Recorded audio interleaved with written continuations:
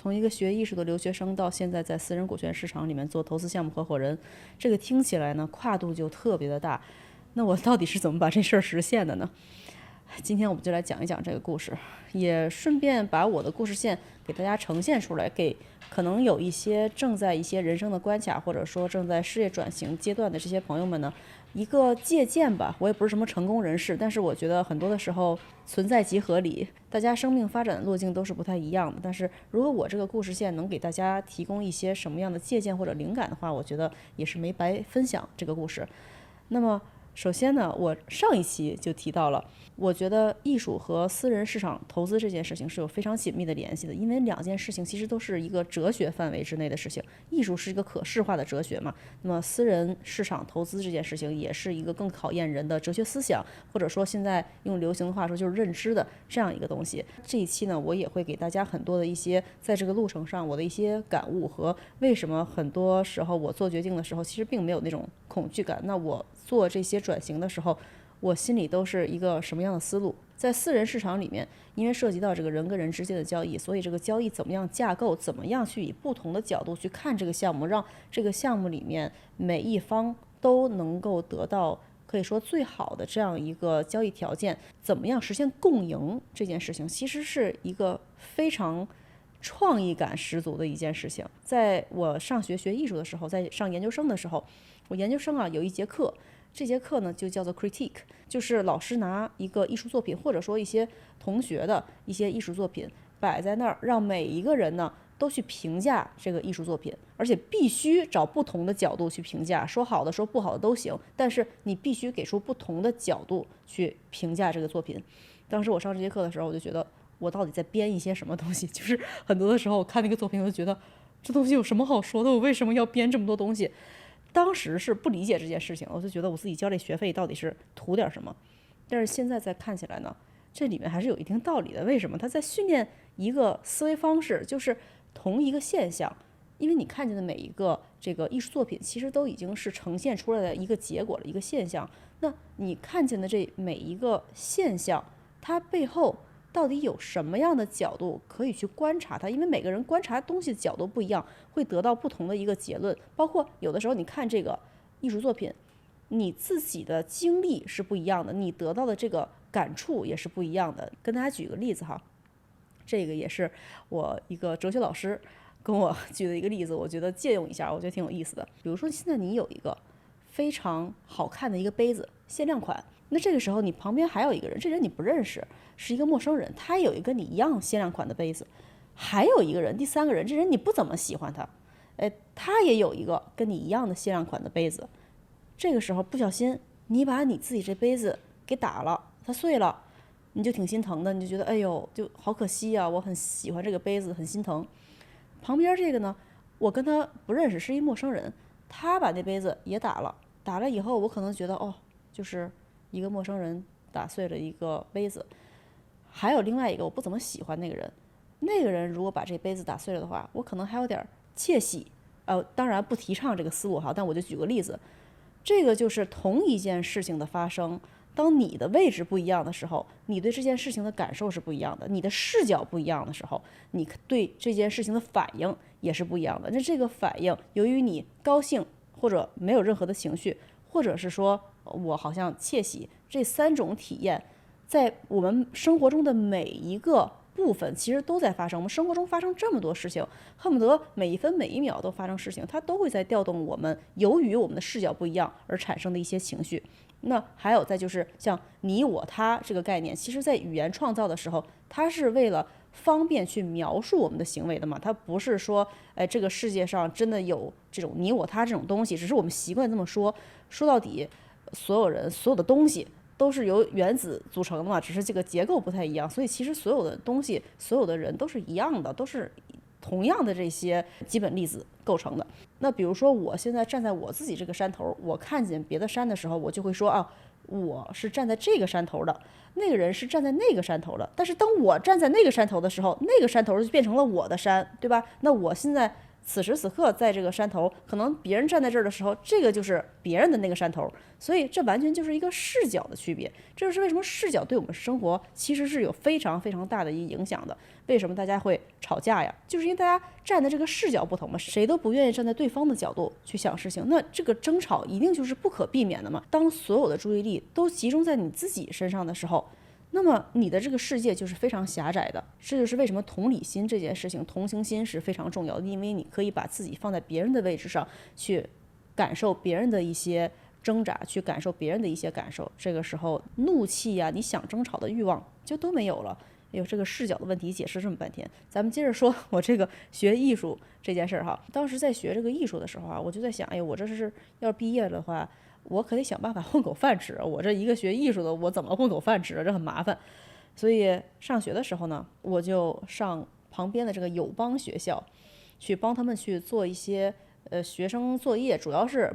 不是帮人做作业哈，就是因为里面有一些不同的组嘛，那比如说摄影组啊、美术组啊、制片组啊，那我当时就是去在这个美术组去帮忙。为什么呢？因为我上大学的时候，我大学也是学艺术的，那我在上大学的时候就特别喜欢去做各种的这些实习，因为我老觉得书本上学的东西啊，没有跟实际上去学那种印象深刻的那种感觉。而且我一直是一个边做边学的人，我不是一个我好像学完了以后，我觉得什么都会了，然后我再去做。我觉得那个是一个非常低效的这种学习方式。那学习最高效的方式就是你学一点儿，然后你马上去印证，印证了以后接着学，学完了接着印证，它是一个这样无限循环的一个过程。这是一个非常快速的一个学习办法。所以先学再做这件事情是学校教给你的，但是这件事情并不是真的。你花了可能十几年、20来年在学校里面学完了以后，一毕业突然发现自己啥也不会，这不是一个大家都知道的一个现实吗？当时我在上大学的时候，我就选了好多实习，我记得我好像是有6个实习的这个经历。我实习时间最长的呢，就是在学校的这个艺术博物馆里面。我在画廊也实习过，但是它是另外一种感觉。当时在这个艺术博物馆里面，当时实习的时候就是要去做策展嘛，那做策展他就会教你，比如说你这个空间里面要怎么样去分布不同的这些艺术品呢？你把这个艺术品摆在哪儿，什么样的艺术品，什么样的大小摆在什么样的位置，你视觉上会有更好的一个展现，包括你这个理念上有不同的展现，对吧？所以在这个过程中呢，我除了学会了布景这件事情，这个视觉上应该怎么分配以外，我还学会了用很多的工具，比如说什么电钻呐，就这些东西。因为你要把这个画挂在墙上嘛，你挂在墙上的时候，你总要保证大家看这个画的时候，它是处在一个比较舒服的一个位置，至少大多数人了是要处在一个比较舒服的位置。那你怎么去测量，怎么去分布这些东西，这都是有一定的要求的。所以在这个过程中呢，我也学会了怎么样去用很多的测量工具。剧组里面，学生作业这个剧组里面啊，帮人家去做美术的时候呢，就做布景的时候呢，我就很熟悉这些东西应该怎么弄，什么样的胶带是什么样的粘度呀，然后什么样的这些工具应该怎么样啊，怎么样用啊，然后包括怎么样去做一些标记啊，就这些东西，其实我基本上都是有一个底子的。所以当时帮人家去做这些美术东西的时候呢，你做了一次以后，别人下次有作业就还找你做这些东西，所以就慢慢从一个打下手的帮人家做这些东西，到后来是这个学生作业里面这个美术指导的这个位置，老帮他们拍片，老拍片的话。他们学校老师就开始发现，哎，这你怎么老出现在我们学校？你也不是我们学校的学生，你还帮人家做这些影视的作业，这是怎么回事呢？而且他们学校啊，学美术的人特别的少，所以有点供不应求。到最后，我就被他们学校这个做电影美术的这个算是系主任的这么一个职位的人，就被他发现了。他就觉得很有意思啊，觉得我这个人就是怎么一个学艺术的跑这儿来去做这个美术指导呢？我们两个就在一个活动上面就认识了，认识了以后呢，我也很喜欢他，他也很喜欢我，都是两个非常直性子的人。我从他那儿真的是得到了很多的信息，他教会了我很多的东西。他也很喜欢我，我也很喜欢他。然后，他也在行业里面是一个比较有名望的这么一位美术指导，因为他之前也是提名过奥斯卡的最佳美术，所以他给我的很多的经验，对我来讲真的是。受益匪浅，可以这么说。包括到现在，我们关系也还都不错。去年的时候，我还去他家去，就跟他聊聊天啊什么的。他看见我也挺激动的，因为我们疫情已经很多年，没有再见过面了。所以这个美术指导呢，就是这个系主任呢，他叫 Chris。他有一天就在我马上要毕业的时候，给我发了一个短信，因为我当时正上火呢，我这马上毕业了，这怎么办呢？正上火呢，接到 Chris 一条短信，他就说，哎，有这么一个独立电影。预算呢也不算小，大概就是200到250万美元左右吧，就这么个预算。然后他在加州的北湾要拍一个长篇电影，然后需要一些人手，你愿不愿意过去？那个片儿的这个美术指导啊，是我的一个可以说是一个徒弟，然后他现在缺一些人手，我就觉得你挺不错的，就把你介绍过去。那当然我很愿意了呀，因为那是很好的一次实践的这个经验。那个片儿呢，我也是特别开心的，一分钱没要我就去了，人就是管饭，然后管住的地方，因为那个地方离我当时住的地方还是有点远的，所以我就要在他这个安排好的地方在那儿住。在那个片儿里的时候，我是第一次感受到，在那儿工作的时候啊，我是第一次感受到，不行，我不能靠体力赚钱。这个组里面做美术的这个团队呢，只有我是个儿最矮的，我只有1米6，然后我现在是110斤，但是我之前在那个时候，我比现在大概可能还要再瘦个6、7斤的样子。组里面还有一个另外女孩，但是她不做这种体力活，像做体力活的这些人呢，都是美国的这个1米8以上的美国大汉，大家可以感受一下哈，就可以脑补一下。然后我就是最小，但是我基本上跟他们是干的一样的活，他们也相对来讲比较照顾我了，但是那个活你还是要干的。大家听起来好像是美术可能就是布布景啊什么的，不是的，那个片儿是一个地下角斗的、地下搏斗的这么一个片儿，所以里面很多的场景是要很脏，然后要很乡土，然后是要从没有景到搭起来一个景这么一个过程，所以我干的是一个建筑工人的活儿，一点都不是那种好像一个女孩做点美术画个画，完全不是这么回事儿。这个大家可能把它至少我觉得大家可能会把这个事儿想的比较美好，一点都不美好。美国这种拍摄项目吧，它是12小时工作制，这个剧组12小时是怎么算的呢？从你开工到中午休息，这是6个小时。那6个小时中间有一个这个1个小时或者45分钟的这个午饭时间，这个是不算在12个小时里面的。然后接着呢，吃完饭还有6个小时，当然有的时候可能会超时。然后你再从那儿开车回家，这个又不算那12个小时，纯纯的干12个小时体力活这件事情，对于我这个身材来说，还是一个挺大的一个压力，所以经常就是早晨特别疲惫的出门，然后呢，到了晚上鼻青脸肿，浑身就是哪儿有个小伤口啊，这儿青一块那儿紫一块啊，就是这样的回家。我记得当时呢要做一个这个地下角斗场的这么一个景，这个景啊要在一个仓库里面发生，这个仓库里面啥也没有，我们要平地搭出一个景出来。这个仓库的大小呢不足以让一个起重机进去，也就是说我们想要去搭这个角斗场的这个景的观众席的话呢，是用稻草垛哈，就是那种长方体的稻草垛，用那个搭的。也就是说，我们想要搭这个观众席的话呢，我们需要把卡车开进去那个厂房，然后把里面的这个稻草卸下来以后，再去把它垒起来。大概要垒能够容纳100个人，我记得好像是100个人左右，或者是100多个人左右的这么多的一个观众台，需要的稻草垛的量大概是至少要2、3吨往上吧，差不多那个位置。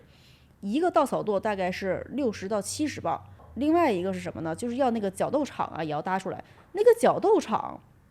是真的有演员要在上面去打，就是那个八角笼。底下的那些那个材料一定要非常的实诚，那些木板什么的，你那个钉子要钉死了，不然的话，演员在上面摔的话是很容易受伤的。我的这些团队里面大哥们看我实在是又小又瘦的，就觉得你这个板子比你还大呢，让你去扛这个板子实在是太难为你了，你也就扛不太动啊。那么长的一个木板，我搁在肩上的话，我就站不起来了，就我这个型号它就不允许，所以他们就说要不这样吧。你呢就拿一些小的板子，然后呢你去在这个八角笼那个上面钉那个钉子，那个台面上钉钉子。所以我们一共可能是花了10几个小时吧，也不记得大概多少时间了，反正10好几个小时去把这个东西建起来了以后呢，那个角斗场上面几乎所有的钉子都是我钉的，我也不知道我钉了多少，没有个1000也有个大几百差不多，因为回家那个手都是肿的嘛，第二天你就很明显的感觉手都有点握不上。干完了以后，我们这些人就都平躺在那个大卡车有一个这个 lift gate， 就是可以升降的这个大门，我们这几个人就躺在这个 lift gate 那个平面上面，就晒着太阳，我们都觉得已经不行了，就完全是已经没有劲儿了，就别说胳膊都抬不起来，就说话也说不出来。就是在那个瞬间，我突然觉得不行，我靠体力干活这活我可干不到40岁。也是从那个时候开始，我就开始观察这个世界上到底有什么样的办法能让我以更高效的方式存活下去。第一个事儿我看见的是什么呢？就是这个制片组的这些人哈，他是在房车里面待着的，有空调，然后有坐的地方，也不用到处跑，也不用天天都鼻青脸肿的，是吧？我就觉得，哎，制片这个活儿可能还行。所以后来做着做着，就从一个最底层的这个美术组的建筑工人，慢慢的就开始做到美术指导，就是做一些广告的这个美术指导这个位置。然后在这个位置再往后呢，我就开始做一些制片的工作，从带10几个人的团队到40-50个人，然后一直到差不多100个人的团队。大家觉得这个制片的工作听起来像一个创意类的工作，是吧？但其实在我做的那个环境里面并不是这样，因为我是做制片呢，是做带团队的那个制片，是一个执行制片，也就是说我呢是需要雇佣团队，然后去分配他们的工作，然后比如说雇多少人呢，预算是多少啊，然后怎么样管理这些人呢，然后怎么样去跟这些人结账啊，其实是一个会计加上运营再加上项目管理，就是这么一个活儿。所以它跟这个创意啊关系反正不怎么太大。你要理解这个东西，但是它实际工作的时候呢，更多的是一个团队管理啊，然后这个财务啊、会计啊，这个做预算就这些活儿。在这个过程中呢，我就体验到了几点。第一个就是我跟很多的这个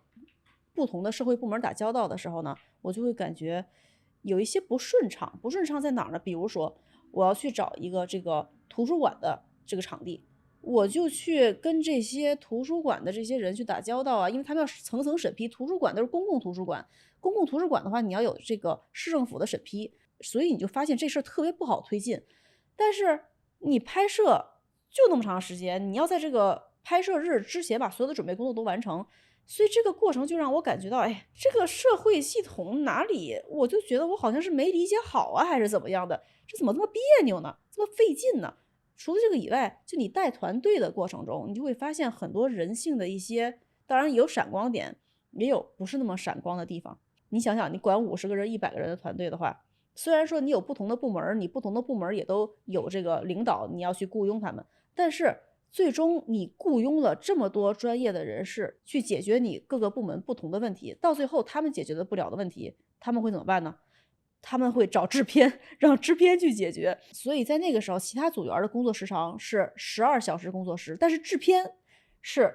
无限，就是有事儿你就要上，没有什么12个小时，他需要你的时候你就需要开工，没有什么12小时需要休息，没这个事儿，因为你要把项目完成，项目完不成，那责任是你的。我就记得当时我雇的一个摄影指导，当时我们去看拍摄场地，他呢就开车，然后我就在旁边坐着，我就要去有很多的准备工作，要跟不同的人沟通啊，雇不同的人呢。比如说这个时候我们这个演员呢，或者某一个艺人呢，需要点什么保镖之类的，那我得去找这些东西啊，然后跟这些保镖要定价什么这那的。所以当时我在车上，我们开车开了一共半个多小时吧，差不多。我这个电话和短信就没有停过，就一直在哇哇哇哇哇的干这些事情。我旁边这个摄影指导在下车的时候跟我说：“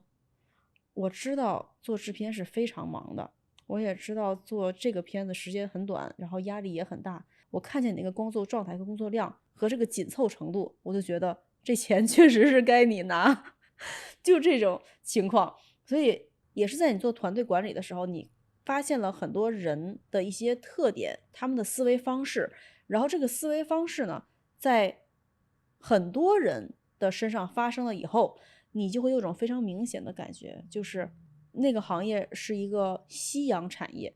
它是一个走下坡路的行业。后来确实也印证了我这个想法。大家可以现在看一看这些好莱坞的片儿什么的，其实真的没有什么非常亮眼的片儿了，很少有非常亮眼的片儿。当时我就觉得不行，我不想在这个行业里面继续做下去。当时我就觉得这个行业里面戾气很重，我就不是很喜欢这个环境，我无法想象我自己是在一个戾气很重的一个环境里面去发展我未来的人生的。我觉得这对于我来说是对我人生的一种损耗，是一种浪费。所以当时其实我就已经开始萌生了一种想法，我要去换另外一个行业。然后也是由于做制片的这些经历吧，你要做预算呢，什么这些东西，你就开始对这个钱呐、对数字啊，包括跟这个社会各个的不同的领域的人呐、部门啊打交道。这个时候你就慢慢对于经济啊、社会结构啊，还有金融，就慢慢的产生了很多的兴趣。因为你发现这是好像我有什么东西还不太确定，我还不太知道，我想多了解一些。我是一个好奇心特别强的人，是那种我从小到大学过各种的东西，而且学过的这些东西很多都不太沾边儿，因为在我的印象里面，我没有说什么东西好像离我很远，我不能学，我没有这种概念。就哪怕是打篮球这个事儿，我肯定打不成什么那个 NBA 球员那种，但是你要让我去学一学，其实我也是蛮愿意学的。有的时候我只是需要一个契机，但是我对很多东西是非常感兴趣的。我很多的爱好听起来也都是四面八方的爱好，完全听起来是不成体系的。也是我这种好奇心，就让我觉得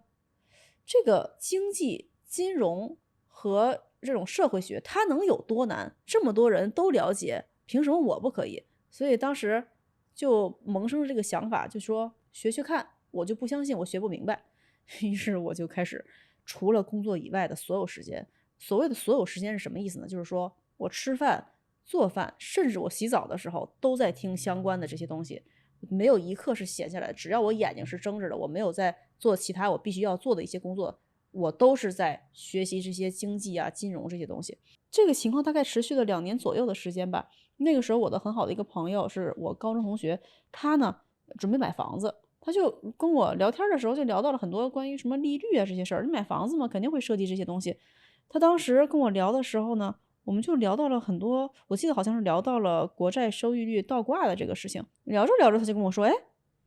哎，我是学经济的，他是这个在美国西海岸某著名大学学经济学毕业的，然后选修我记得是会计。”他说：“哎，咱俩聊这些东西是我大学教授讲过的，但是我考完试我就给忘了，你这是怎么记住的呀？你不是学艺术的吗？”当时我就觉得，哎，这个，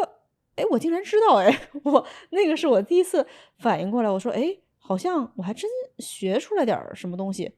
那我是不是可以再往前走一步？当时就是这么一个朴素的想法，我就觉得，哎，搞不好这是我从这个西洋的这个影视行业里面跳出来的这么一个契机。于是我就开始在网上搜索呀，看这些投资啊，或者说经济啊这种大会都在哪儿发生，我就去了。去了的时候呢，我就觉得，哎，好像他们聊的这些东西，因为去那个大会的那些人呢，基本上都是在业内工作的这些人嘛。去的时候我就觉得，哎，好像我也能听得懂，只是说我刚开始呢，不是那么好参与进去。毕竟书本学的知识呢，和所谓的这个交易，它还是中间有这么一个差距的。你还是要去理解一下这个现实中的交易大概是怎么做的，然后你才能参与进去。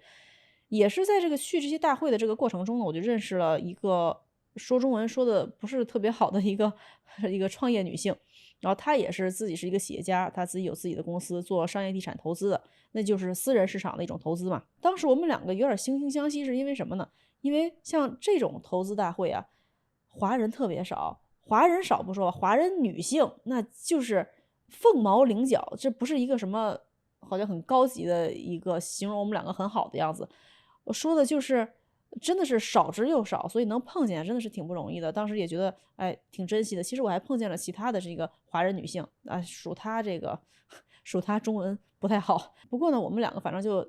挺投缘的吧，就这么聊起来了。聊着聊着，他就说：“哎，我现在缺这么一个人，这个人呢，他得懂媒体，他也得懂经济。”哎，我说：“哟，这有点巧呀。我虽然说没在这个行业里面工作过吧，但是我也学了很长时间，要不然咱俩也不能在这碰见。”所以我们两个聊着聊着呢，就发现我好像还挺适合他想要找的这种人的这个类型。于是就这么一拍即合，我就加入了他的公司，也成功的离开了我本来就不是想很长待的这么一个夕阳产业。我对于这个影视行业啊，真的是没有什么太多的热情。于是呢，就进入了这个私人市场。当时虽然说只是商业地产这个领域吧，但是私人市场啊有很多的这个法律啊，很多这个条例啊，其实是有共通性的，只是说你不同的领域它会有一些特别的一些不同的叫法呀、不同的说法啊这个东西，但是很多的背后的逻辑是非常相似的。我进入了这个公司以后呢，我干的第一件事儿就是我拒绝了当员工。因为当时啊，我的老板也是那个公司的创始人嘛，现在也是我的合伙人了。他当时就跟我说，他说：“哎，你可以加到这个员工的这个payroll 上面，就是这个系统里面。”我就说：不行，我不想加入到你的员工系统里面。”他说：“为什么呢？你这不就是少拿了不少钱吗？少拿了很多福利啊。”我说这不是一个福利和钱的问题，这是一个我思维上我不想把自己放在一个员工系统里面，是我一个思维上的问题。用现在比较流行的话来说哈，我是一个主体性比较强的一个人，我不喜欢被某一个系统管理，我可以跟这个系统合作，我可以把自己知道的东西去贡献给这个系统里面，但是我不可以被生硬的管理，这个就是我的一个可以说是一个原则吧。所以当时他跟我说：“你加到这个员工的这个福利里面。”我说：“不，我少赚点儿无所谓。这个加入到员工系统里面这件事是坚决不可能的。我只愿意跟你做合同工，我只愿意去跟你进行一个合作。”他说：“那好吧，那也可以。”后来呢，这也成为了我们成为合伙人的这样一个原因之一。还有一个事情，我忘了我跟他后来有没有提到过这个事儿了，但是应该也是一个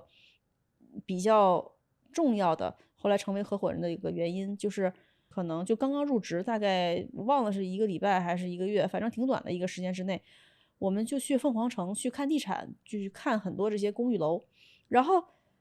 那个时候呢，就要开车嘛，所以我不是开车去，但是在那个城市里面开车的时候，他开车，我就在旁边坐着。我们聊天的时候就聊到了，我说我呀有一原则，我不会跟我不喜欢的人一起工作，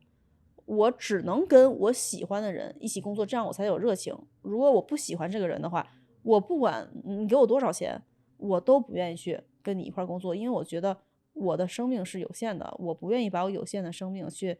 浪费在这种无限的负面情绪价值里面，我不想要这样浪费我的人生。我离开影视行业，就是因为我不喜欢那种戾气很重的环境。我又到了这个投资行业，我当然也是同样的原则。他倒是也没说什么，他觉得哦是这样的。后来可能也是因为一个是这个不当员工这个事儿，另外一个是我只跟我喜欢的人一起工作，这个跟钱没有关系。也是因为这种态度吧，让他发现，哎，这个不是一个可以管理的人，这是一个可以成为合伙人的人。因为归属隶属思维和合作的这种思维，它是有非常大的一个区别的。因为你合作的人是有独立思考能力的，有独立思考能力，能有控制自己行为、约束自己的这个能力，有这种原则性，这种人是适合当合伙人的。当然还有其他的一些原因呢，我们这个往后可以再说。那我入职之后呢，一进去就在这个投资公司做了一个 C level 的一个职位，就是首席媒体制片人嘛。这个 C level 的职位就是让我跟很多的这个团队的核心成员就有比较近的一些接触，有的时候就听他们开会呀，就问他们很多问题。我是一个脸皮比较厚的人，对于我不知道的事情，我一定会开口就问，我不在乎我是不是看起来像个傻子。我觉得如果我不知道，但是我想知道，可是我又不开口，我觉得这个才是对于我来说哈，是一个非常愚蠢的一个行为。那这资源都在眼前摆着呢，能够解决你疑惑的人就在你眼前，你为什么不问呢？所以我就是通过这个过程去把我很多的这个理论呐，之前自己啃书本儿啃出来的理论，跟现实结合在一起了。包括看这个项目是怎么运作的，怎么样架构的，哪块儿有坑，哪个地方可以去堵一下坑啊，这些东西我都是在啃完书本儿以后，然后又看了现实的案例，从现实案例以后又返回到书本儿，就还是之前我说的这个循环，就这样子，我又实现了这样一个非常快速的一个提升过程。那在这个过程中呢，因为自己在这个行业里面了，我也开始发现身边有一些在这个行业里面的人，因为你自己不在这个行业里面，人家跟你提，你都不会去关注这件事情。你自己在这个行业里了以后，你发现身边，哎，好像真的有可以再多深交的一些朋友，再多了解他们都在做什么的一些朋友，搜集到了很多额外的一些，你说是用人脉也好啊，或者是说你的这个网络也好，也是自己开始累积自己的这个网络。然后大概在1年之后吧，就入职的1年多之后1年多差不多，我的老板，也就是这公司的创始人跟我说：“哎，我得把你裁掉了，因为公司啊出现了一些现金流的问题。”当时我心里面并没有那种我很不高兴或者很埋怨、很委屈的那种感觉，因为那个时候我已经拿他当做好朋友了。这么长时间的一个相处，我们还一起出去旅游，我还帮他一起看孩子什么的，所以已经是朋友了。我没有把他当做一个啊，你是我的老板，我要去巴结你一下呀，或者是说我觉得你可能是一个比我阶级要高一等的人呢。我觉得每个人都有自己的挣扎，每个人都有自己非常骄傲的地方，每个人都有长处，每个人都有缺点，这个是一个非常正常的一件事情，大家都是不完美的。如果一个人是完美的话，那他的人生就结束了。他有什么可以提升的地方呢？不就是因为大家不完美，所以大家才愿意去跟其他人交流，去帮助其他人，去用自己的这个能力去拉人一把，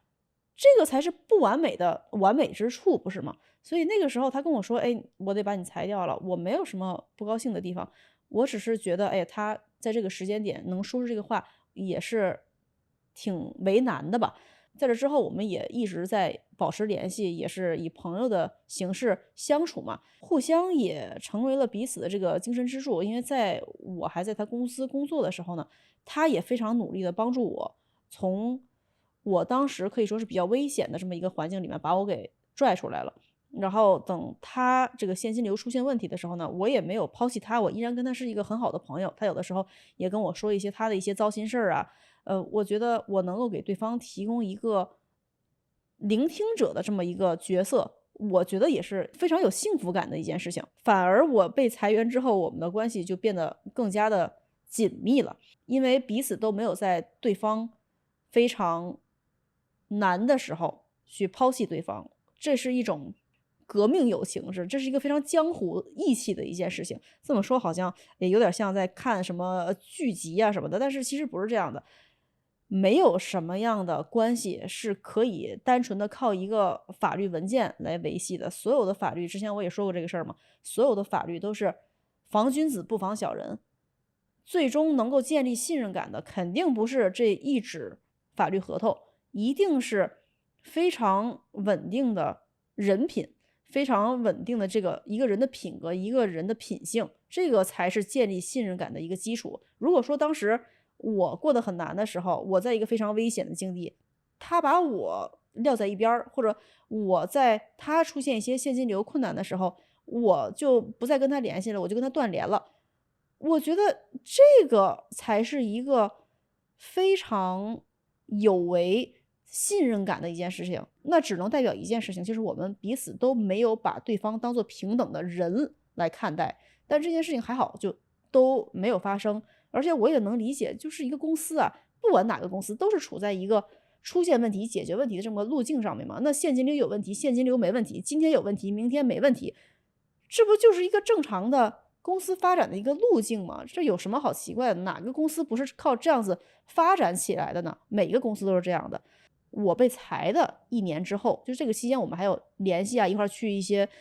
活动啊什么的。有一次我们在一个活动上面，他就跟我说：“哎，我觉得咱们两个可以合作一下，不然你就在我这边做一个合伙人。”那个时候呢，我肯定不是经验最多的，那个时候跟我现在相比，我的这个专业知识水平跟现在比还是差了很多的。不过好在是什么呢？一个是我们之间是有一个信任感的，这个是花了很长时间我们才建立起来的一个信任感，就知道对方不会抛弃对方的这种江湖义气，有这个东西在。专业知识这个事儿啊，是可以学的，只要是可定义的知识，就都是可以学的。另外一个就专业知识这个事儿哈，是一个永远会更新的东西，你不可能停留在哎这个专业知识我全都知道了，这不现实的一件事情。谁这么说的话，说明他肯定是专业知识有问题，他才会说出这样的话。因为每一个领域都在发展嘛，你发展就有新的东西，有新的东西就要学，越在前端的人，他学的就越频繁、越多、越快。所以我自己本来就是一个非常喜欢学习的人，我每天我不进行深度思考，我就觉得非常的难受。这不是一个我能控制的事情。我说这个深度思考啊，不是说我把自己想抑郁了。我之前有过这种掉进去的情况，但是已经很长时间没有这种状态了。我会把我看见的很多现象，包括我接触到的很多其他的人呐也好，或者是事情也好，因为我在离开公司以后，我也在建立很多自己的这个人脉嘛，建立自己的这个网络。那在这个期间，我会把很多的这个现象都抛开，抛开了以后，我就在想，哎，这件事情背后的这个原理有没有什么共通的地方？我到现在，我每天也都是会进行这样的一个深度思考，这是我自己无法控制的一件事情。哪怕我就在这个沙发上坐一天，我也必须要进行一个深度思考，或者说我要学点什么，我要看点什么书，我一直都是这个样子的。我身边的朋友都是说你这对于学习这件事情是有瘾，我确实是有点瘾。我觉得学习是一个很有趣的一件事情哈。那我们说回这个合伙人的事儿，反正就是这样呢，我就加入了这个团体就成为了合伙人。合伙人这个事儿啊，很多人会觉得，哎，一定是这个专业最强你才能当合伙人吧，并不是这样的。这个是所谓的公司文化里面才会出现的一种错觉。合伙人这个是怎么回事呢？是大家共同方向是一致的，然后每一个人呢都有自己非常突出的一个特色。然后像专业知识这方面，就比如说他是一个 CIO 的角色，那 CIO 的角色是什么呢？就你要把投资架构这件事情，你要去搞明白，这个架构要怎么样架构才合理，才能够最大的去抵御这个风险，让这个在项目里的人都能得到一个公平的共赢的这么一个结果。那还有技术方面的人才，还有这个人脉交际上面的这些人才，还有这些战略方面的这些人才，这些都是你的才能所在。这些东西都是首先在建立信任感的基础之上才要去考虑的事情。建立信任感，然后你的技能，然后你的这个特点，这些东西才是能决定你是不是能够成为合伙人的一些关键的地方。所以这个就是我怎么样从一个学艺术留学生变成了现在在私人市场做这个合伙人的职位。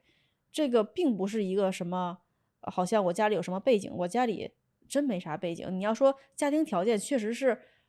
还可以，咱们不能说大富大贵，我确实也没有经历过那种大富大贵的情况。但是确实是在一个没有背景的情况下，我们家祖上3代没有人做过生意，唯一一个可能跟这个离得最近的就是我奶奶在村里面当过一个会计，大概也就是这个样子了。这个过程中我觉得有这么几个点我是想着重跟大家分享的。第一个就是我从来不觉得听起来不一样的2个东西，它背后的原理就是不一样的。这个隔行如隔山这件事情，一定程度上从现象角度上来讲是存在的，因为听起来它就是艺术和投资就是2个完全不一样的事情。但是这个就有点像什么呢？这个就像是一棵大树，如果我们把这个世界看成一棵大树，